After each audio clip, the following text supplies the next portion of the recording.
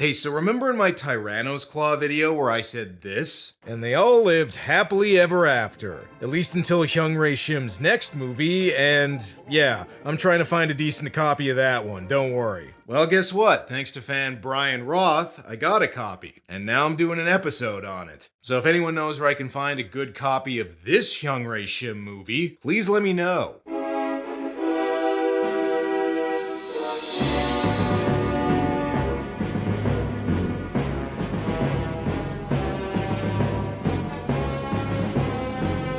Okay, so the last two Hyung-Rae Shim movies I did were Korean productions, one of which was aimed at the English-speaking market and featured American actors, but this one is a little different. Armacon is the name of an American re-edit of a Korean movie called Power King that Hyung-Rae Shim directed, although it appears that he also had a hand in this Americanized version as well. Armacon was intended as a cash-in of Power Rangers that follows pretty much the same formula. Take some Asian effects footage and fight scenes, mix in some American high school footage, and boom, you got a recipe for Power Rangers style success. At least until Pokemon comes along and becomes the new kid sensation. Actually, the full title is Armicron In Outlaw Power, indicating that this was supposed to be the first in a series of Armacron movies, although to my knowledge that didn't end up happening. The 90s were full of Power Rangers cash-ins, but believe me when I say that this is one of the most low-rent of them all. This feels like watching a Korean ripoff of a Power Rangers cash-in, which I guess is sorta what this is, but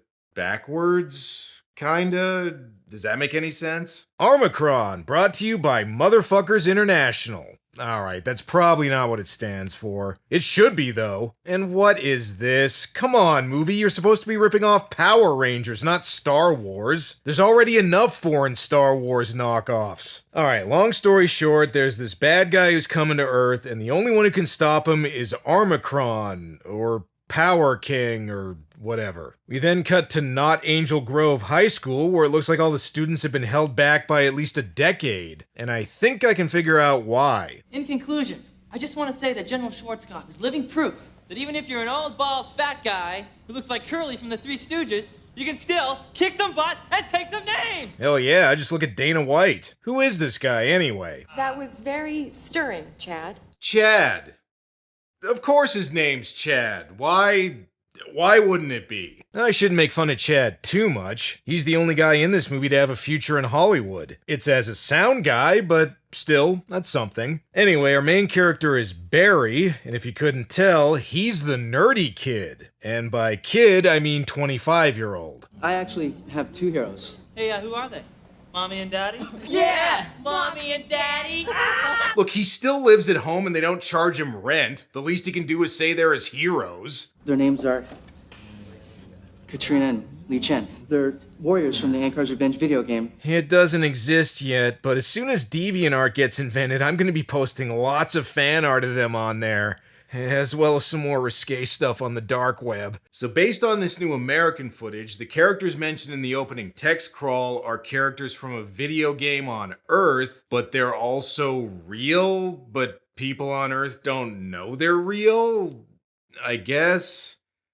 I don't know, it's a low-budget hatchet job. I'm not expecting this to make much sense. Alright, listen up, nerd. It's 1996, which means either you get a 90s butt cut or we're stuffing your ass in a locker. Got it? Okay, actually they invite him to go camping with them, which I'm sure has nothing to do with the fact that he's the only one with a vehicle. Jesus Christ, guys, you've been legally able to drink for years. Get your driver's licenses already. You know, I think we need a little more wood, don't you guys? Yeah, and I'm thinking someone should run off and get it. But it's so dark. Really? Cause this place looks pretty well lit to me. Before he can get firewood though, he's interrupted by some Korean effects footage. Hey guys, did you see that? What I don't see is wood in your hand. Nah, that's gonna happen later in his tent when thinking about the game girls. Speaking of which, turns out they're actually real and having a sci-fi chase scene in these very same woods.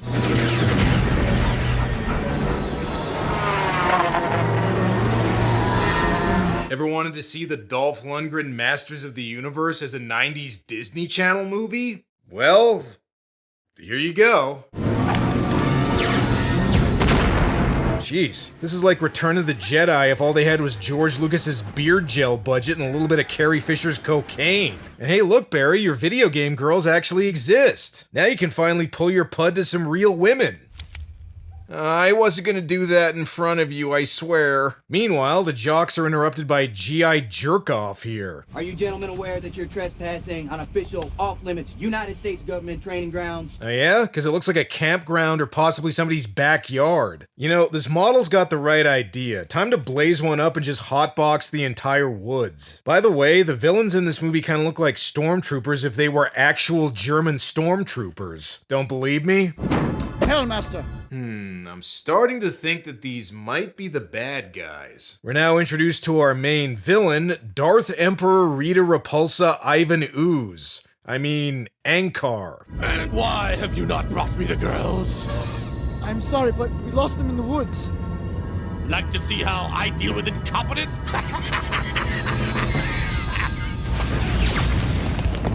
Yeah, too bad that's not also how he dealt with the people who made this. Anyway, how's Barry doing? So what you're saying is, your alien princess is from another planet with all these, special powers. We didn't say anything to you, nerd. Now stop talking to us. Anyway, the girls explain through a stock footage flashback that evil bad guy imprisoned their grandfather, who was their home planet's real ruler, and by the looks of it, he was also an extra from Korean Clash of the Titans. And hey, speaking of stock footage, I recognize this part. This is from Total Recall. I wonder if Paul Verhoeven knows about this. So we got Power Rangers, Star Wars, and now Total Recall. What else is this movie gonna rip off? Finally, he colonized the entire planet with his armies of darkness. Yeah, sure. Throw Army of Darkness in there too. Although this guy is less Ash Williams and more dime store George Costanza. Oh, and if you were wondering what those stormtrooper guys are called... He's brought thousands of stormtroopers to carry out his plan. They're literally called stormtroopers. You know, instead of Armacron, this movie should have just been called Power Ranger Man in Outlaw Power. And so, Earth's only hope is... this nerd, apparently. Please help us. I'm done. While this is going on, the military finds some remains of the Korean effects footage. And here's a twist. Turns out one of the army guys is actually working for the villain. Now find those girls and bring them to me immediately. Those little vixens must be stopped and ground into soy paste. Hey, did somebody say soy? This guy could probably help with that. Okay, so Armicron. They want to resurrect him to stop the bad guys, but they need 2 amulets to do that, and they only have 1. What are they gonna do? I happen to like it. Sure, whatever. Let's see if Barry's worthy of the power of Armacron.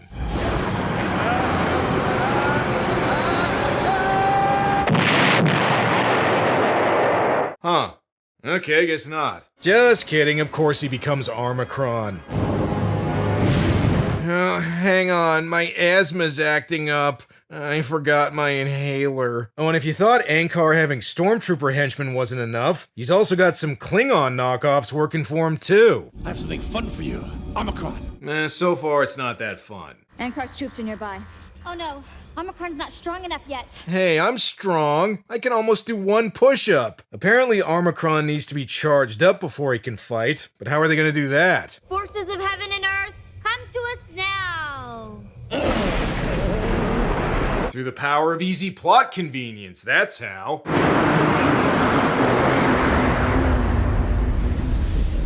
This doesn't usually happen to me, I swear. Alright, you know what? Screw powering him up, just run. You know, I haven't done Turkish Star Trek on this show yet, but this feels like the closest I'll ever get to Korean Star Trek. Wait, unless there actually is a Korean Star Trek. If there is, let me know in the comments. Armacron, you mother! Whoa, watch the language, pal. We gotta make this appropriate for the kids whose parents accidentally rented this at the video store. They've apparently been chasing each other the entire night. Time to see what Armacron can really do.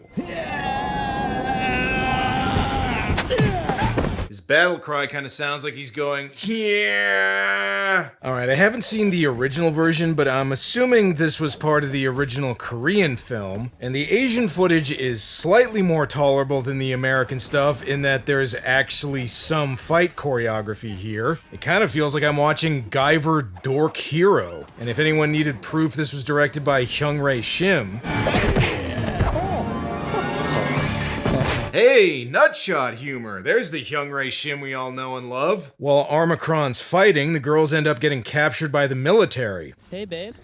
Name's Chad. Yeah, we kind of figured that. Oh, and if you're wondering where this goes, Armacron comes along and rescues them almost immediately. So, yeah, that was kind of pointless. One of the girls leaves to rescue her grandfather, who I think is being held captive on the set of Space Mutiny. If only Armacron's battle cry was as good as Reb Brown's. And wait, I guess these two are in an alley now? They were just in the woods a second ago. How'd they get here? So peaceful here. If I close my eyes, it almost feels like being on my own planet again. I can almost smell the crackhead piss now. Well, I don't know how any of these other characters got here either, but if there's a sewer grate nearby, maybe they'll run into some Korean Ninja Turtles knockoffs. By the way, that's totally a real thing. Again though, just where the hell are they? It looks like they're in a city that consists entirely of brick alleyways. It almost seems like they jumped into a level from a 90s video game with all the repetitive brick scenery. Armacon, get ready to die like a duck! The voice acting's about on par too. No, this isn't happening! There's no reason for me to go on. What? What am I fighting for? I don't know why I even bothered dubbing over that. It's not like the acting in the actual movie's much better. Wow, great shooting, child. That was nothing. Had a lot of practice? Yeah? I never learned to shoot a gun. You'll show me? Dialogue! And do you have a plan for getting out of here? Have you prepared a good plan of action? Yes, I know exactly what to do. Okay, I suppose I'm ready to go. Hey, no rush or anything, Grandpa. It's not like the fate of the world's at stake or anything. And oh yeah, I forgot about Evil Army Guy. Let us go. Silence. I'm under orders from the United States Army to kill everyone on this ship. Wait, isn't he working for the villain? If you really are rebels, then we're fighting on the same side. Okay, I guess now he's not? I don't know, he referred to this place as a ship, even though it's clearly a base. I don't know why I expected anything else this guy says to make sense. That's right, Li Chin. Go fetch your Crimson Savior. My plan is working perfectly. So I guess he really is a bad guy? I don't know, I don't care. Anyway, the main bad guy sends his troops out into the woods, and to say something positive about this movie, the effects on these hoverbike thingies are actually not that bad. Now, having said that, back to the crappy American footage. Are the Asian troops still bivouacking in Kilo 12? Are the Asian troops still what? Are the Asian troops still bivouacking in Kilo 12? Okay, I don't know what that is and I don't want to know. It's probably what the nerd does to his drawings when no one's around. The military assembles to fight the alien invaders, and this is where it really becomes obvious that this movie was Frankenstein together from different sources. Military stock footage of jet scrambling is interspersed with the original Korean sci-fi footage, and it does not match up at all. It looks like somebody mashed up an Iron Eagle movie with an episode of Big Bad Beetleborgs. And worse yet, it goes on for what feels like forever. Let me try and sum up this battle scene. Jets, walking, jets, walking, then something explodes. Repeat for about 10 minutes. When a movie is only 77 minutes long and still feels like it's stalling for time, that is how you know you're dealing with some real bottom-of-the-barrel shit. And worse yet, Armacron's nowhere to be found. He's still dicking around in the woods. Hancock dispatches troops. They're all over the woods. This is the final battle. Are you sure? Because there's still over 20 minutes left. Somehow. Armacon must be ready. He's got to be fully charged for this one. We'll need thousands of gigawatts. Take us to your biggest power source. Gigawatts, huh? Alright, well you've ripped off everything else. Might as well throw Back to the Future in there too. And whoa, whoa, whoa, what are you doing, girls? I thought you were supposed to be the good guys.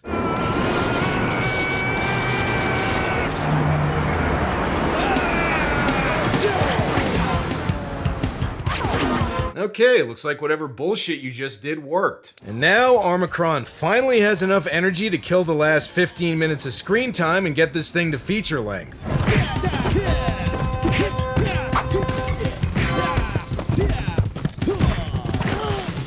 Wow, who knew all it took to make Armacron strong enough to defeat the bad guys was taking him to a local power plant? They should have done that right from the beginning instead of running around the woods for the first hour. And did somebody say slapstick?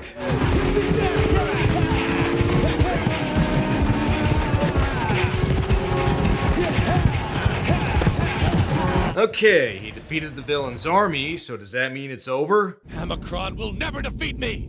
Luckily, I still have my Private Hellhound. Oh, come on, just end the movie already. You made it to an hour. Or fine, keep going. And guess what Ankar's Private Hellhound is? Yeah, that's right, Ed 299. Named after what they bought this thing for at the Dollar General. End this shitty movie. You have 10 minutes to comply. Spread terror throughout the city! Burn it! Burn it! Paint it! Black! All of it! Alright, at this point, I think the movie's just trolling. They know anyone who rented this from the video store turned it off a long time ago, and they don't give a shit. They just want to get this to feature length. You dog! I love you! Biscuit for everyone! And if you needed more proof this was edited from a Korean movie, look, a Hyundai. So, why are they fighting in a parking garage now? Did this girl ever end up rescuing her grandfather? Are they ever gonna explain why the alien girls are also video game characters on Earth? Do I even give a shit? The answer is, I guess not. Okay, time for Armacron to take care of this thing in a finale that'll make RoboCop 3 look dignified.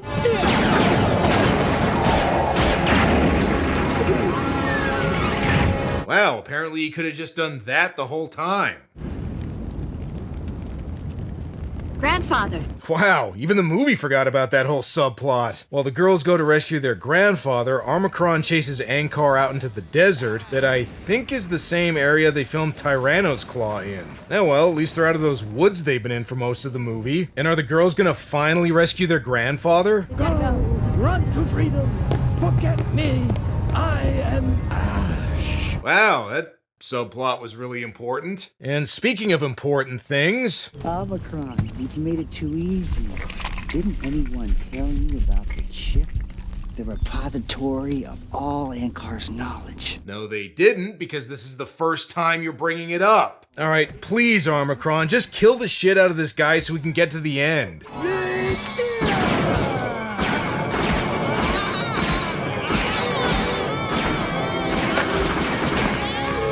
Okay, now is it over? Damn! Y'all keep turning up like bad pennies. Nope, fuck it, I'm done. Alright, I guess I'll do the very end. Apparently the nerd is Jean-Claude Van Damme now. We saw them, man. They're real. What are you talking about? The girls, man. Your heroes.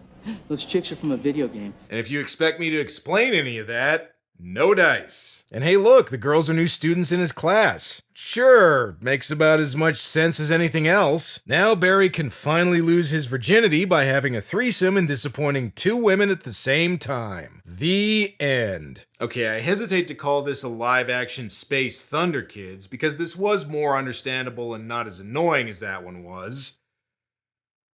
But it gets a lot closer than I'd like. Look, the other two Hyung-Rae Shim movies I did were silly, but they were mostly the enjoyable type of silly. The kind of movies you can have fun drinking and talking shit about with friends. Maybe because it was stitched together from two different sources, this is more the annoying kind of silly. I wonder how the original Power King version of the movie compares. Well, who knows? If I ask, maybe somebody can get me a copy of that version of the movie.